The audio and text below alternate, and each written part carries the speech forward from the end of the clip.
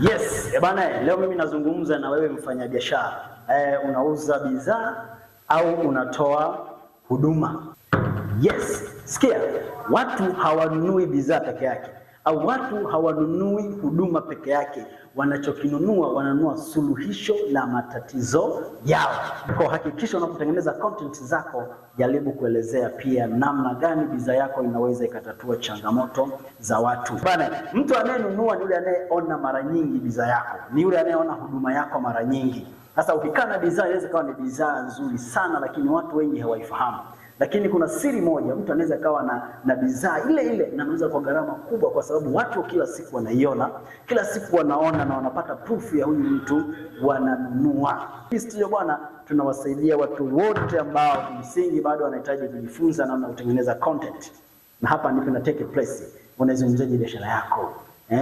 Inatatatua matatizo ya watu. David Studio here for you.